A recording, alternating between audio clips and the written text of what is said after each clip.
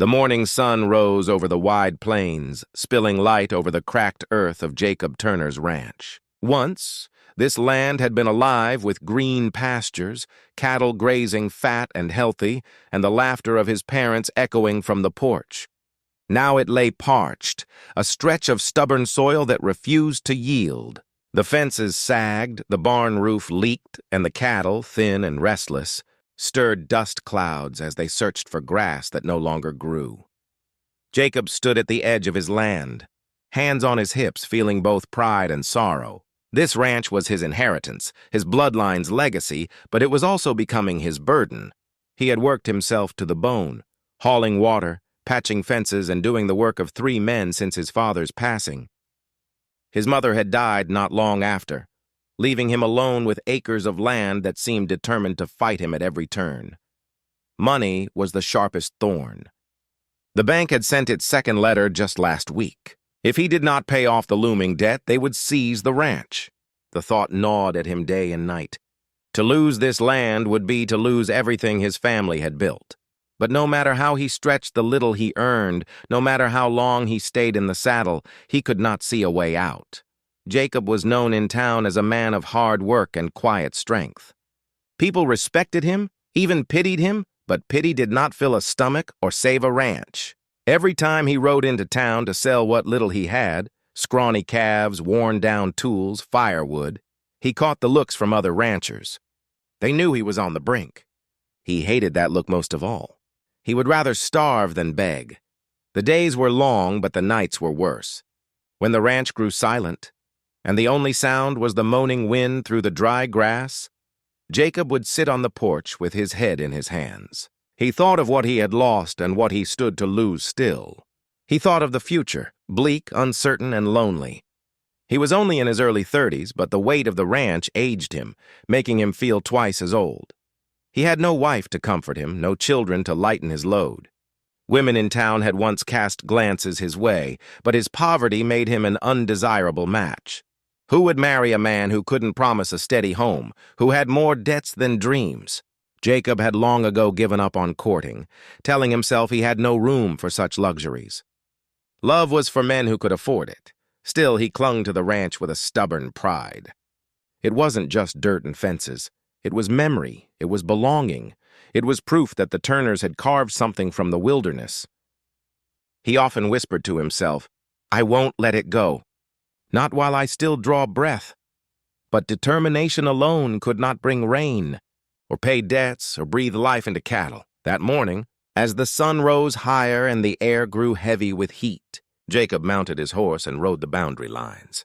He checked the fences, though he knew they would not hold much longer without repairs he couldn't afford. He rode past the dry creek bed, its stones hot beneath the sun. He passed cattle too weary to stand, lying in the dirt with dull eyes. Each sight was another stone on his chest. By the time he returned to the house, sweat dripping from his brow, Jacob admitted something he had never allowed himself to speak aloud before.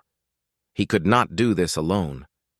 The ranch was slipping away from him no matter how fiercely he clung, and in that small, bitter moment of honesty, he opened the door to the possibility of someone else stepping in. Someone who might change the course of his fate. Though he could not yet imagine how, Jacob Turner sat hunched over a chipped mug of coffee at the town's only cafe, the weight of his debts pressing harder with every sip. Outside, wagons rattled over dusty streets, townsfolk bustled about, and laughter drifted from the saloon. For him, though, there was no laughter, only the slow tick of time running out on his ranch. The door opened, and the sound of heavy footsteps approached his table. Jacob looked up, and his breath caught, not from beauty, but from the commanding presence of the woman who stood before him. Clara Whitfield. She was a widow in her late 30s, well off, but a figure of gossip. Townsfolk often whispered about her weight, mocking her size and saying no man would ever want her. Yet Jacob saw something the others missed, the confidence in her step, the steel in her eyes. She carried herself like a woman who knew the world had wronged her, but would not bow to it. "Mr. Turner," she said, her voice calm, measured. "May I sit?" He nodded warily. Clara lowered herself into the chair across from him. For a moment they sat in silence, her gaze fixed on him with unsettling steadiness. Then she folded her hands, leaned forward, and spoke plainly, so plainly it startled him. "I know about your troubles," she said. "The debt. The ranch falling into ruin. You've held on longer than anyone thought possible, but you can't keep it afloat alone." Jacob stiffened. Pride bristled in him like a thorn. "I don't need charity, Mrs. Whitfield," he muttered, her lips curved. Not quite a smile, more like a knowing acknowledgement. "I'm not offering charity, Mr. Turner, I'm offering a bargain." He frowned, unsure. "What kind of bargain?" Clara's gaze never wavered. "Marriage." The word landed like a thunderclap. Jacob nearly choked on his coffee. "Marriage?" "Yes." She spoke the word with no hesitation. "I have more land than I can manage alone.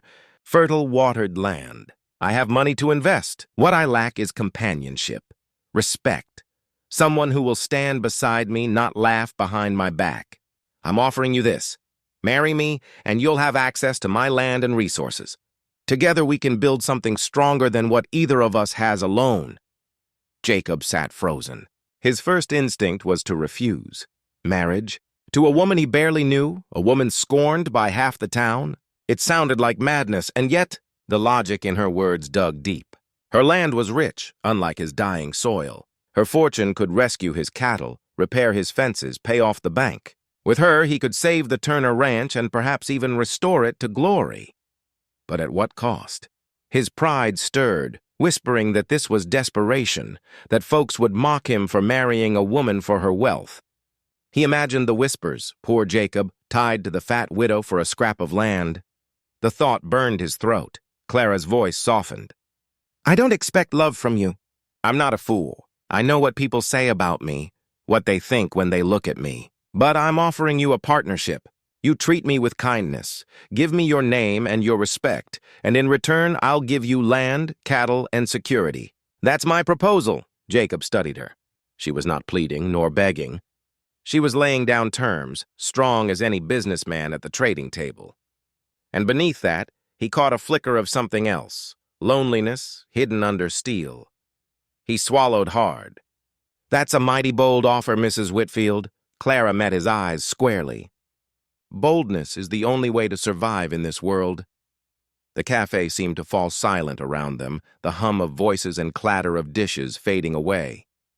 For Jacob, the moment stretched. He was a man with little choice, yet this choice felt heavier than all the others. It wasn't just his land at stake, it was his pride, his future, maybe even his heart, though he would not admit it. Finally, he leaned back, exhaled, and said slowly, "I'll think on it." Clara gave a single nod as though she had expected nothing less. "Do. But don't take too long, Mr. Turner. Time is running out, for both of us." She rose, smoothed her dress, and walked out with the same unshaken dignity she had carried in. Jacob watched her go, the weight of her proposal heavy on his shoulders. He came into town thinking only of debts and drought. Now a stranger's bargain had given him something new, a dangerous, tempting hope. The day of the wedding dawned hot and bright, the kind of weather that made dust cling to the skin and tempers run short. Jacob rose early, not with excitement but with a heavy heart. He dressed in his best, though his best was nothing more than a clean shirt, a worn coat, and boots he had polished until the cracks still shone.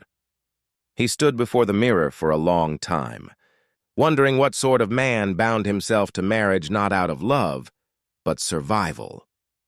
Down the street, the little wooden church stood dressed with simple garlands of wildflowers Clara herself had arranged.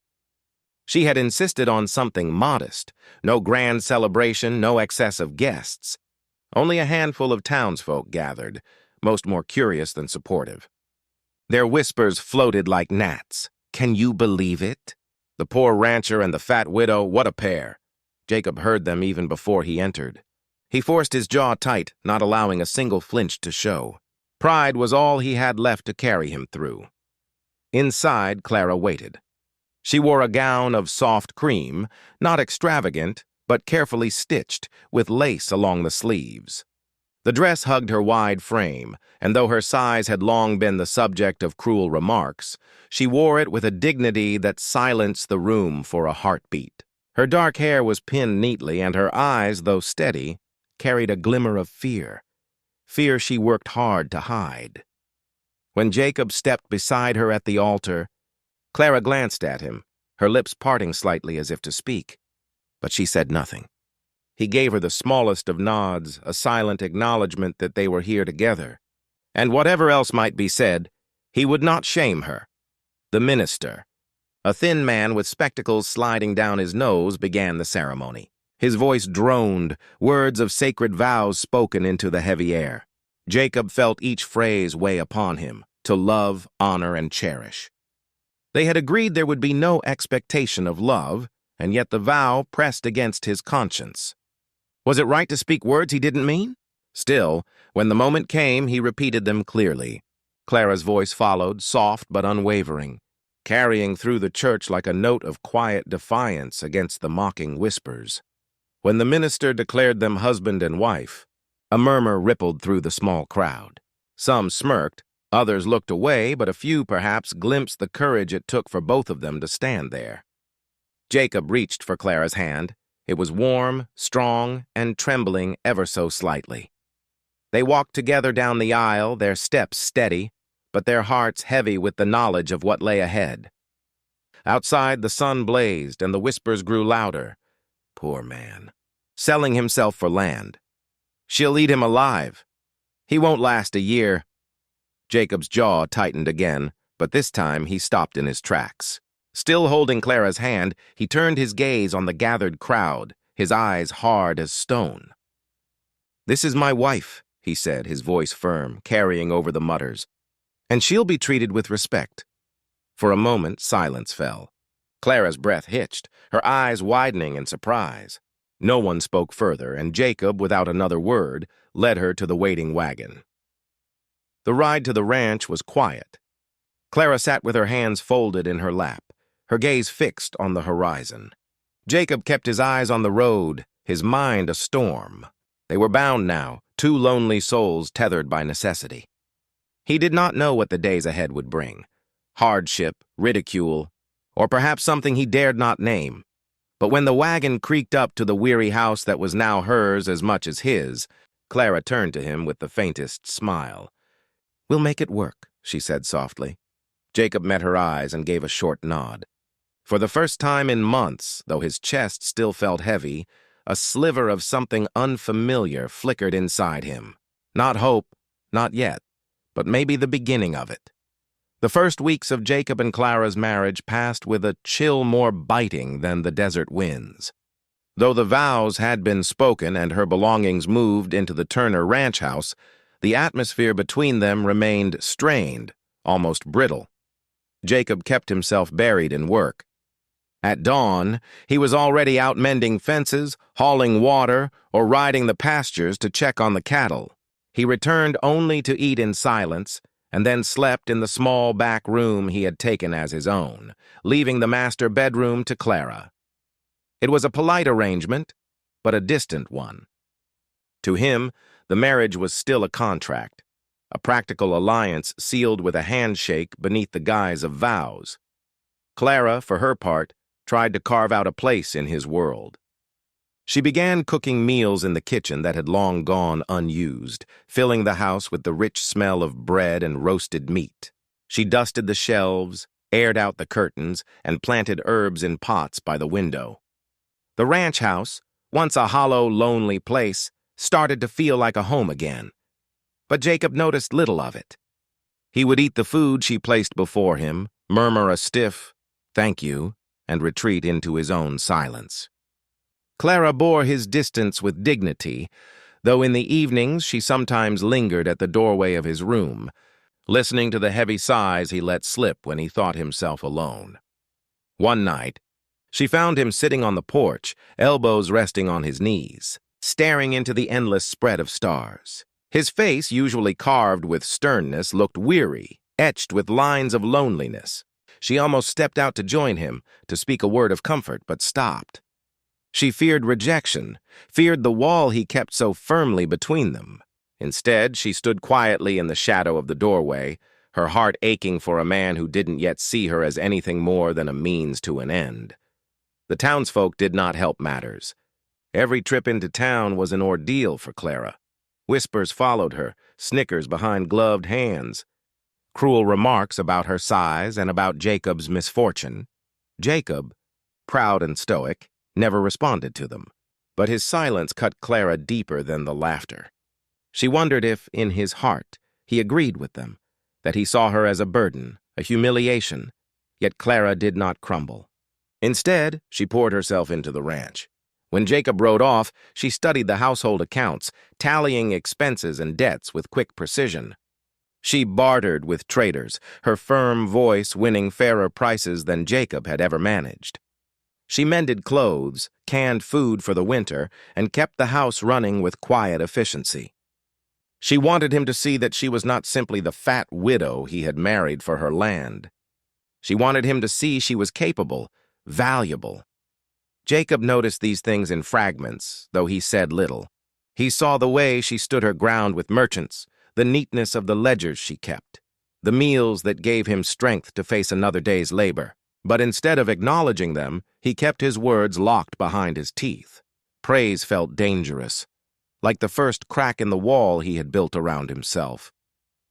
At night, Jacob often lay awake staring at the ceiling of the small room, listening to the faint sound of Clara moving about in the other part of the house.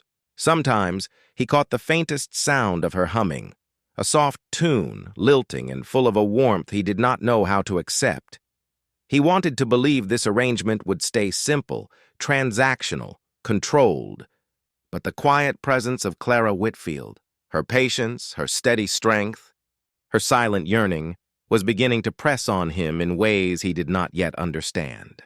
The marriage had started cold, like two strangers bound by necessity. But under the surface, something was shifting, slowly, quietly, waiting for its moment to break through the frost. The weeks rolled on, and though Jacob remained guarded, something began to stir in the rhythm of their life together. Clara, who had once been treated as little more than a subject of ridicule in town, revealed a side of herself Jacob had not expected. Sharp, practical, and quietly formidable. It started with the ranch's accounts. One evening, Jacob returned from a long day of hauling water and found Clara sitting at the kitchen table, papers spread before her. Her brow was furrowed in concentration, and her fingers traced the neat columns she had penned in her careful script. "What's all this?" he asked, weary and suspicious. "Your ranch books," she answered calmly.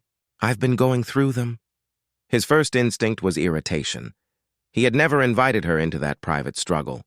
But when she slid the ledger toward him, he saw the clean arithmetic, the honest tally of losses and debts, the careful notes she had added about traders and prices. For the first time in years, the chaos of his finances looked organized, manageable. "You've been undercharging for calves," Clara said matter-of-factly, "and the general store cheats you on supplies. I know their numbers don't add up. I've dealt with them myself." Jacob blinked at her, too tired to argue and too grudgingly impressed to deny her point. That was only the beginning. Clara took to managing the house with an efficiency that astonished him. Where his mother had once kept the ranch warm and full of life, Clara filled that void with her own quiet order. Meals appeared at regular hours, hearty and filling. The pantry, once bare, was stocked with jars she had bartered for and preserved herself. Even the sagging curtains seemed fresher after she had mended them with her own hands. But Clara's strength was not confined to the house. Jacob discovered her grit out in the fields, too. One hot afternoon, he found her in her sturdy boots, sleeves rolled up, driving cattle toward the creek with surprising authority. "You'll wear yourself out," he called, alarmed at the sweat on her brow. She only shot him a glance, her eyes bright with determination. "I won't break as easily as you think, Jacob Turner." And she didn't. She walked miles beside him, dragging water buckets, helping patch fences, even tending to a sick calf with patient hands. Though her body tired, her spirit did not waver. Jacob had assumed she would shrink from the dirt, the heat, the hard labor that wore him down daily. Instead, she stepped into it without complaint, as though she had been waiting all her life for someone to allow her to contribute. Slowly, Jacob's perception shifted. When he saw her bargaining firmly with a trader in town and winning better prices for feed than he ever had, pride flared unexpectedly in his chest. When she managed to coax a weak calf back to health, he caught himself smiling before he could stop it. It wasn't just the tangible things. It was her resilience, her refusal to complain despite the gossip, despite the exhaustion, despite the heavy silence between them. She carried herself with a quiet dignity that Jacob began to respect, even admire. At night, lying in his small back room, Jacob found his thoughts drifting to her more often. He remembered the steadiness in her voice, the curve of her hands working dough, the fierce glint in her eyes when someone underestimated her. She was not the burden he had feared. She was becoming, in ways he couldn't yet admit aloud, his anchor. One evening, as the sun dipped low and painted the land in gold, Jacob caught Clara standing on the porch, surveying the fields with her arms crossed. She looked as if she belonged there, as if she had always belonged there. For the first time, Jacob realized he wasn't carrying the ranch alone anymore. And in that moment, something cracked in the wall he had built around his heart. Just when Jacob began to feel the faintest relief that life was stabilizing, hardship returned with a vengeance. That summer the skies turned cruel. Clouds gathered but released no rain, and the earth beneath the Turner Ranch split with dryness. The grass shriveled, leaving the cattle restless and gaunt once more. What had seemed like progress began to slip away, as though the land itself refused to let Jacob and Clara find peace. The drought was bad enough, but worse followed. Sickness spread through the herd. It started with one calf that refused to rise, its breathing shallow, eyes glazed. Within days more showed the same signs. Jacob felt his heart sink as he moved among them, recognizing the fever that had claimed cattle in the county before. A rancher could lose half his herd to such a plague, and with it, everything he owned. For Jacob, the old weight of despair returned. He worked from dawn till night, hauling water, tending sick animals, moving what cattle he could to patches of stubborn grass. His hands blistered, his body ached, and yet it wasn't enough. One evening, exhausted and caked in dust, he slumped against the fence, burying his face in his hands. "I can't fight this anymore," he muttered into the wind. But Clara was there. She didn't scold him, didn't pity him. She knelt beside him, her hand firm on his shoulder. "You're not fighting this alone," she said simply, and she proved it. The next morning, Clara was out in the pastures before Jacob had finished his coffee. She carried pails of water, coaxing sick cattle to drink. She boiled herbs in the kitchen and mixed them into feed, recalling remedies her grandmother had once used.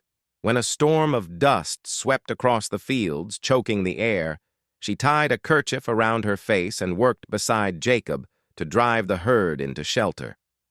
Jacob watched her in disbelief.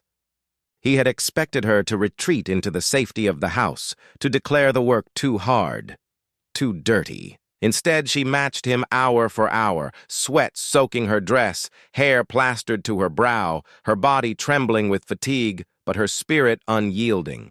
More than once, he told her to stop. "You'll make yourself sick," he warned.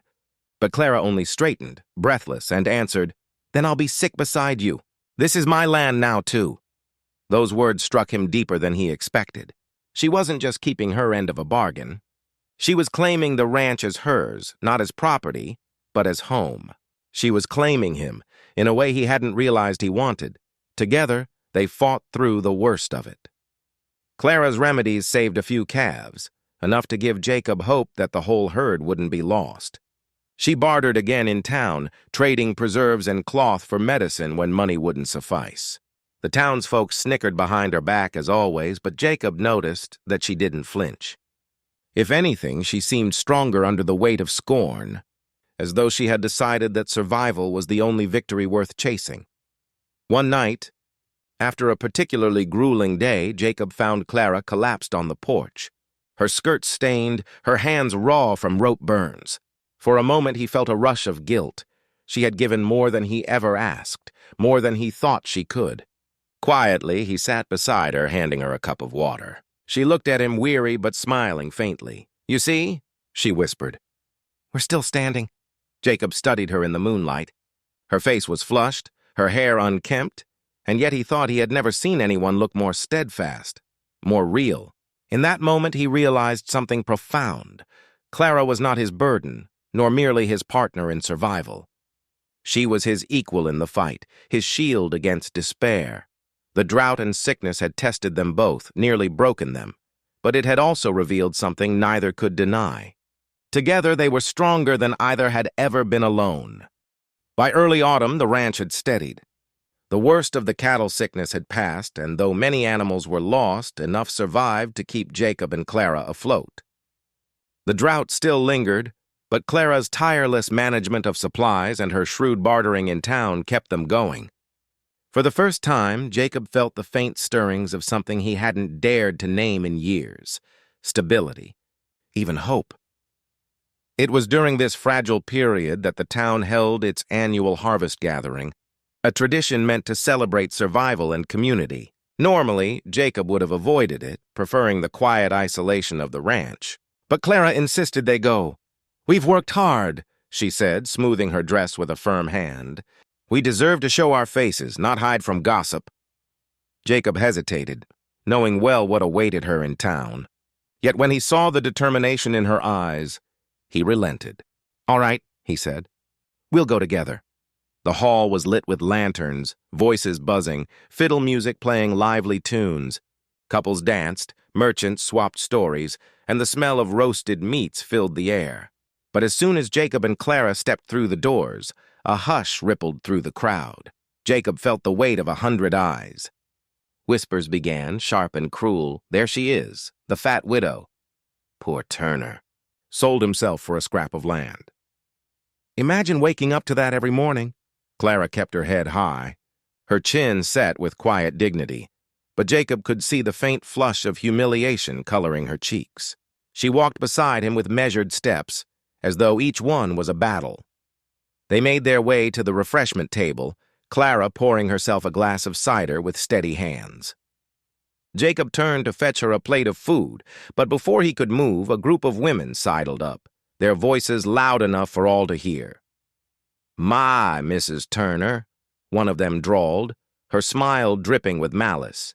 "I do admire your courage, coming here like this. Takes a brave soul to take up so much space." Laughter followed, sharp and mean. Another chimed in. "Jacob must be the strongest man alive, carrying all that weight on his ranch." The sound of their cruelty was like a knife. Clara froze, her knuckles white around the glass. For a moment, Jacob saw the pain flash in her eyes, the same pain she had borne in silence for so long. But before she could lower her gaze, Jacob stepped forward. His tall frame cast a shadow over the women, his voice cutting through the hall like a whip. "Enough." The music faltered. Conversation stilled. All eyes turned toward him. Jacob's jaw was clenched, his hands fisted at his sides. "You've all had your laugh," he said, his voice steady but burning with anger. "But hear this. Clara Whitfield Turner is my wife. She's the reason this ranch still stands. She's stronger than any of you who waste breath tearing others down. If you want to mock someone, mock me, but don't you dare lay another insult at her feet." The hall fell silent.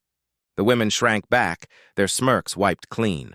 Not a soul dared respond. Clara's breath caught. For a moment she stared at Jacob as if seeing him anew. Tears welled in her eyes, but she blinked them back, standing taller. The humiliation still lingered, but it had been transformed, burned away by the fire of his defense. Jacob turned to her, softening his tone. "Shall we dance?" he asked. For a heartbeat, Clara hesitated. Then, slowly, she placed her hand in his. Together they stepped onto the dance floor. The fiddler, emboldened, picked up the tune again, and the hall filled once more with music, but this time the whispers were gone. People watched in silence as Jacob held Clara close, leading her in a slow, steady turn. Clara's heart swelled. For years she had borne the weight of ridicule alone.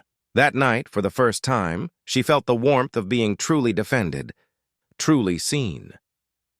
And Jacob, Jacob realized with startling clarity that this woman beside him was no mere arrangement, no convenient solution.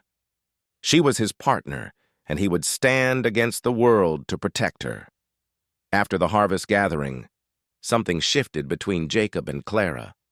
The cruel whispers of the townsfolk no longer rang so loudly in Clara's ears, for she carried with her the memory of Jacob's defense, the fierce, unflinching way he had silenced her tormentors and claimed her as his wife before them all.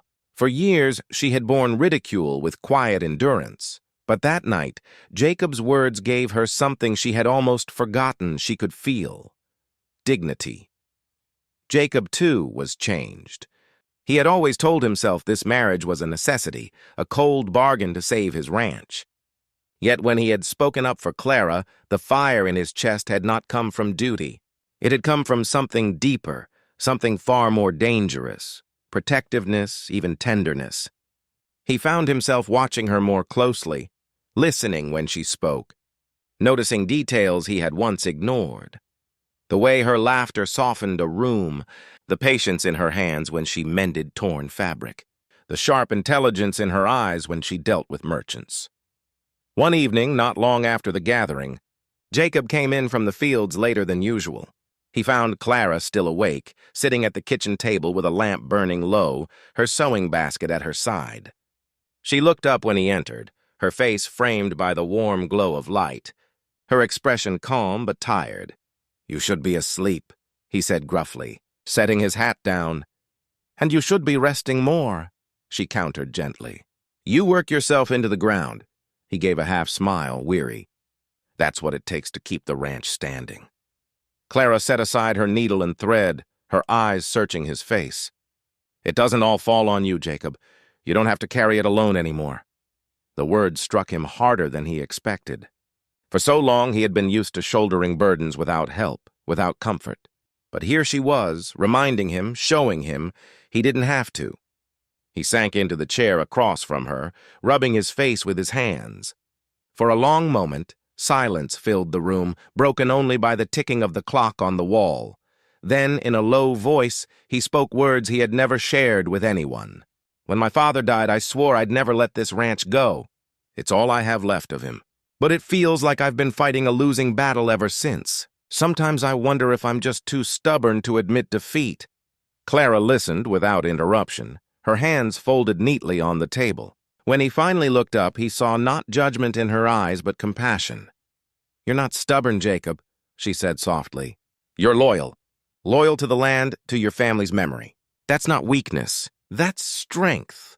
Her words undid him in a way he hadn't expected. For years, he had carried his failures alone, convinced they marked him as lesser.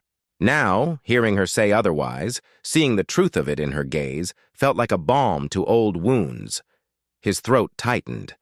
"I don't know how much longer I can keep fighting." "Then let me fight beside you," Clara whispered. "I already have, and I will again. You don't have to fear leaning on me. I'm not going anywhere." The walls around Jacob's heart, so carefully built, began to crack. He reached across the table, his rough, calloused hand brushing against hers. She didn't pull away. Instead, she turned her hand and clasped his, her grip firm and warm. For the first time since their marriage began, Jacob allowed himself to sit in silence with her, not as strangers bound by necessity, but as two souls who had both known loneliness and had begun to find solace in each other. That night, when Jacob lay awake in his small back room, the sound of Clara humming drifted through the walls. But this time, instead of turning away, he closed his eyes and let it settle over him like a promise.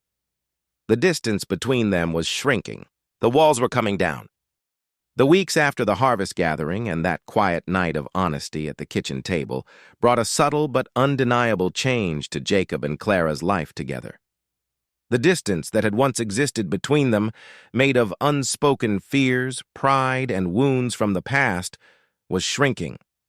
What had started as a cold arrangement of necessity was slowly becoming something warm, something alive. It wasn't sudden, like a lightning strike. It was gradual, like the slow melt of snow when spring approaches. Each day, Jacob found himself noticing Clara in ways he hadn't before. He would catch himself watching her as she kneaded bread, her strong arms steady in their rhythm. He'd smile when he heard her laugh at some small mishap in the kitchen, or when she hummed softly while hanging laundry in the sun. Clara, too, began to feel a shift. For so long, she had carried herself as though she needed to prove her worth. Through labor, through endurance, through silence. But after Jacob's defense at the gathering, she began to feel seen in a way she never had. She no longer walked with her head bowed in shame. Instead, she carried herself with quiet dignity, knowing she was wanted, not merely tolerated. One morning, Clara brought Jacob a tin of biscuits she had baked fresh. He had been repairing a fence line, sweat streaking down his back in the rising sun. "Thought you might be hungry," she said, setting the tin on a nearby post. Jacob wiped his brow, eyeing her with gratitude. "You didn't have to bring me anything." "I know," she said simply, her lips quirking into a small smile. "But I wanted to." He took a biscuit, biting into it. It was warm, buttery, and better than anything he'd eaten in years. He looked at her with an expression he rarely wore, gentle admiration. "Clara, this is good. Real good." Her cheeks flushed, but she only shrugged. "Glad you like it." Moments like that became more frequent. A shared glance at supper, a laugh over some small mishap in the barn, a quiet walk back from town together, their hands brushing accidentally, then lingering as if neither wanted to let go. Yet love, when it blossoms, often reveals old scars. Jacob still wrestled with guilt over the bargain their marriage had begun as. Some nights he would sit by the fire long after Clara had gone to bed, staring into the flames and wondering if she resented him deep down for marrying her out of desperation. Clara, for her part, carried her own fears that she was still not enough, that one day Jacob would wake and realize he had settled for less than he deserved. It all came to a head one evening when a storm swept across the plains. Rain battered the roof and thunder shook the windows. Jacob returned from securing the barn, soaked to the skin, and found Clara waiting by the fire with a blanket in her arms. "You'll catch cold," she said, her voice firm but tender as she wrapped the blanket around his shoulders. Something in her care undid him. He sank onto the chair, weary and raw. "Clara," he began, his voice rough, "I need to tell you something. When we married, I thought I was just saving the ranch. I never meant to hurt you, but I didn't see you for who you are." Clara's heart clenched, fear flickering in her chest. But before she could speak, Jacob reached for her hand, his eyes searching hers with sincerity. "But I see you now," he said, "and I don't want this marriage to be just a bargain anymore. I want it to be real, if you'll let it." Tears welled in Clara's eyes, but they were not of pain. She knelt beside him, her hand tightening in his. "Jacob Turner," she whispered, her voice trembling, "you've already made it real." "I've loved you longer than I dared admit. To myself, or to you." The storm raged outside, but inside, warmth bloomed between them. Jacob leaned forward, pressing his forehead against hers, and for the first time, their lips met. Not in duty, not in gratitude, but in love. It was gentle, hesitant at first, but soon deepened, carrying the weight of unspoken promises and newfound devotion. When they finally pulled apart, both were breathless, their hearts pounding like the storm outside. Clara smiled through her tears. "Whatever happens, we'll face it together." Jacob nodded, his hand cupping her cheek. Together. And just like that, in the middle of a storm, love had blossomed, quiet and fierce, like wildflowers breaking through the toughest soil. The storm that night had marked a turning point. By morning, the skies cleared, and though the land was drenched, Jacob and Clara felt something inside them had been washed clean as well. No longer bound by silence, no longer tiptoeing around unspoken fears, they stood together as husband and wife not by bargain, but by choice. Life on the ranch was still hard. Cattle still needed tending. Debt still lingered, and the prairie's unpredictability never ceased. Yet everything felt different now. They worked not as two strangers bound by necessity, but as partners bound by love. Jacob found himself rising earlier, his heart lighter. knowing Clara would be waiting with coffee and that gentle smile of hers. Clara, in turn, found joy in the smallest moments. Watching Jacob laugh at the antics of a stubborn calf, hearing his boots on the porch at dusk, or feeling his hand graze hers at the supper table. In town, the gossip had not disappeared, but it no longer held power over them. When the women whispered, Jacob ignored them, keeping his head high. Clara, too, walked with dignity, her arm sometimes looped through Jacob's as though daring anyone to question their bond. Slowly, respect replaced ridicule. Folks began to notice how well the ranch was doing under Clara's careful management, how Jacob's shoulders seemed less burdened, how the two of them together were stronger than either had been alone.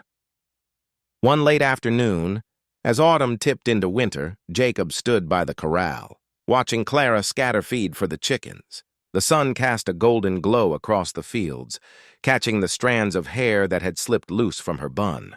She laughed softly as one particularly bold hen darted past her skirts, and Jacob felt his chest tighten with a swell of gratitude so fierce it nearly stole his breath.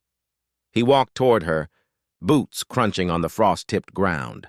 "Clara," he said, his voice low but steady. She turned, brow lifted in question. "Yes?" For a moment, Jacob only looked at her, his rough hands hanging awkwardly at his sides. Then, with a deep breath, he reached into his pocket and pulled out a small band of silver. It wasn't new nor polished, but it gleamed softly in the fading light. "I never gave you a proper ring," he admitted, his voice rough with emotion. "When we married, it was business, but now I want it to mean what it should have from the start. Clara Whitfield Turner, you're more than I ever deserved, more than I ever dreamed I'd find. Will you truly be my wife in every way?" Clara's hand flew to her mouth, her eyes filling with tears. She looked at the man before her, not the weary, guarded rancher she had first met, but the partner who had defended her, trusted her, and opened his heart to her. "Yes," she whispered, her voice breaking. "1,000 times yes." Jacob slid the ring onto her finger, his hands trembling. Then he drew her into his arms, holding her as though he would never let go. In that embrace, Clara felt every wound of the past begin to heal, the years of loneliness, the sting of cruel words, the weight of being unwanted. All of it melted away in the warmth of his love. For Jacob, the moment was a revelation. He had fought so long to keep his ranch alive, thinking it was the only legacy worth protecting. Yet standing there with Clara, he realized the land was not what made him whole. It was her. Her laughter, her strength, her unwavering heart. She was the treasure he had never thought to seek, but had been given all the same. As winter settled on the plains, the ranch no longer felt like a place of struggle, but of home. Together, Jacob and Clara built something sturdier than fences, stronger than cattle herds, more lasting than land. They built love. And so the poor rancher, who had once wed an obese stranger for land, discovered that she was not only his partner, but his greatest gift, more than he dreamed, and all he would ever need.